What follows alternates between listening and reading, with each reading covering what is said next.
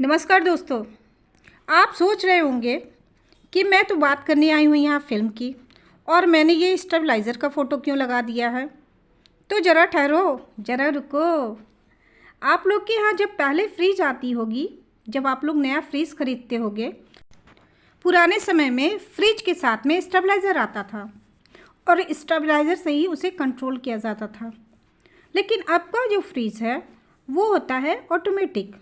उसका जो स्टेबलाइज़र होता है वो उसके अंदर ही होता है और बाहर से उसमें कुछ भी लगाने की ज़रूरत नहीं होती है। जैसे कि आप देख रहे हैं ये दो फ्रिज का मैंने फ़ोटो लगाए हैं, जिसमें से एक जो रेड वाला आपको दिख रहा है ये बिल्कुल सेम मेरे यहाँ भी यही है, कैलविनेटर कंपनी के।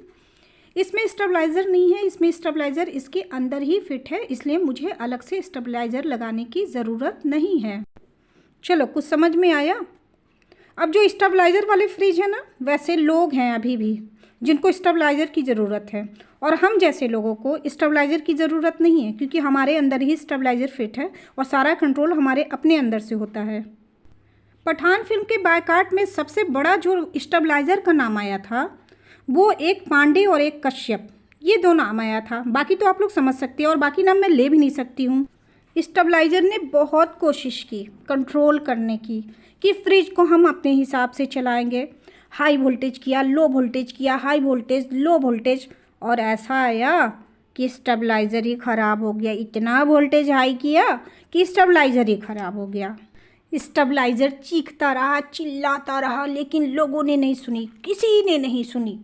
अब जो ऑटोमेटिक फ्रिज था वो भी भाग खड़ा हुआ और जिनके स्टेबलाइज़र ख़राब हुए थे वो भी लंगड़ाते लंगड़ाते पहुंच गए। कोई छिप के गया, कोई नकाब ओढ़ के गया, कोई रात को गया। तो चलो कर लेते हैं कुछ सीरियस बातें। कुछ दिन पहले फिल्म आई थी ब्रह्मास्त्र, जिसको बायकाट किया गया, जिसके पीछे हज़ारों लोगों की मेहनत लगी थी, हज़ारों लोगों की रोजी रोटी जुड़ी हुई थी। क्योंकि हीरो और हीरोइन को करोड़ों में मिलते हैं, उसके बाद लाखों में पेमेंट होते हैं, उसके बाद हज़ारों में पेमेंट होते हैं। तो जो हज़ारों में पेमेंट होते हैं वो लोग हमारे अपने ही शहरों के होते हैं, हमारे अपने राज्यों के होते हैं, जो मुंबई 2 पैसा कमाने जाते हैं और अपनी किस्मत आजमाते हैं। कोरोना काल के बाद से जो आर्थिक स्थिति आम परिवार से लेकर सरकार तक की हुई है, इसके बारे में किसी को कोई चिंता नहीं है। इतने दिनों के बाद एक फिल्म आई जिससे कुछ उम्मीदें जुड़ी थी, हज़ारों लोगों के घर का कुछ फ़ायदा होता, कुछ 2 रोटी वो चैन से खा पाते, कुछ भी होता, कुछ लोग मनोरंजन के लिए देखने जाते, अपने स्ट्रेस को दूर करते। लेकिन नहीं, विरोध करना है और फिल्म को नहीं चलाना है। और वो जो रीज़न है वो मैं बताती हूँ। पहला रीज़न दिया गया नेपोटिज्म का, दूसरा कि रणवीर कपूर ने विफ खाई थी और उस वक्त गाय के प्रति इतनी ममता जागी थी। लेकिन आज वो ममता, जब लंपी रोग से हज़ारों गाय मर रही है, तो वो ममता चूल्हे में चली गई। आज किसी को गौ माता क्यों नहीं याद आ रही है? क्यों नहीं उनकी सही दवाइयाँ लोग करा रहे? क्यों नहीं ट्रस्ट से पैसा दे रहे, फंड से पैसा दे रहे? क्यों नहीं? क्यों सरकार के भरोसे बैठे हैं लोग? अब चलिए आते हैं पठान फिल्म पर, जिसके लिए मैंने ये वीडियो बनाई है। अब आते हैं असली बातों पर।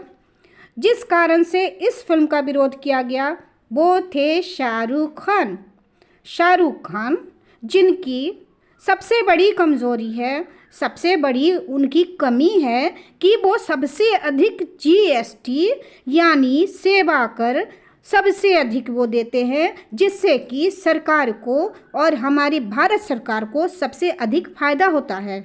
जितना पैसा शाहरुख खान के फिर इस फिल्म से 1 महीने में आएगा, उतना पैसा सालों में नहीं आ सकता है। ना किसी फंड से, ना किसी ट्रस्ट से, ना किसी चैरिटी से उतना पैसा हमारे राज्य सरकार को या भारत सरकार को मिल सकता है। अभी मैंने कुछ ही दिन पहले पढ़ा था पेपर में कि बहुत ज़्यादा कर्ज है भारत के ऊपर। मैं तो ये सोच रही थी कि शाहरुख की फिल्म आने से थोड़ा सा उस कर्ज में फ़ायदा होगा, उस कर्ज को छुड़ाने में मदद मिलेगी।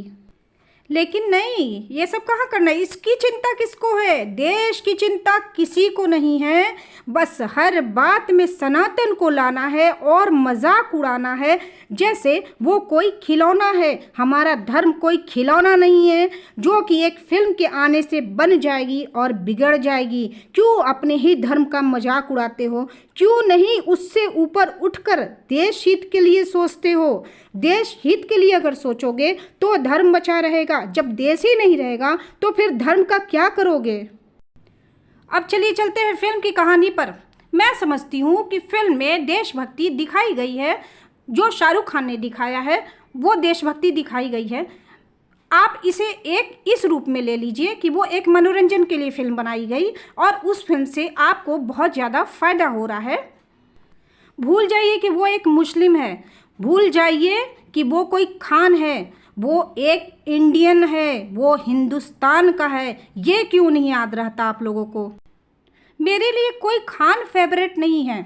जो देश के लिए काम करता है वो कलाकार मायने रखता है। मैं उस कलाकार की इज्जत करती हूँ जो देश हित में काम करता है और अपने तरह से, क्योंकि उसका प्रोफेशन है वो, उस हिसाब से ही वो अब देश के लिए अपनी सेवा देगा। जैसे एक सैनिक हमारे देश की रक्षा करके अपनी सेवा देता है, एक टीचर बच्चों को पढ़ा कर अपनी सेवा देता है, उसी तरह कलाकार अपनी फिल्म से देश की सेवा करता है, क्योंकि उससे जो फंड इकट्ठा होता है वो राज्य सरकार और केंद्र सरकार में जाता है।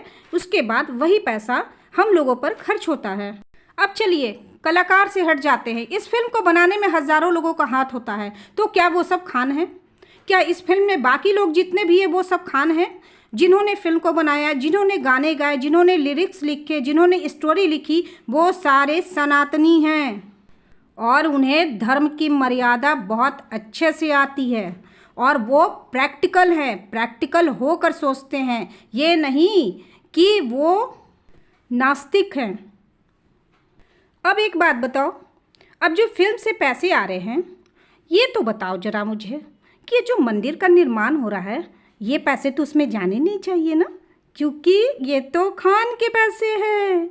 खान से आए ना, किसी मुस्लिम से आए ना, तब मंदिर में तो ये लगने नहीं चाहिए। तो मोदी जी को जाकर बता दो इनका पैसा अलग करके रखे, वो उस फंड में इकट्ठा ना करें। पता नहीं क्या नोट में भी कहीं कुछ हुआ तो क्या करोगे? फिर तो मुस्लिम मुस्लिम हो जाएगा ना, हिंदू मुस्लिम मिल जाएंगे ना, क्योंकि मिलने तो चाहिए नहीं ना। तो चलती हूँ मैं, नेक्स्ट वीडियो में फिर मिलती हूँ। तब तक के लिए बाय बाय।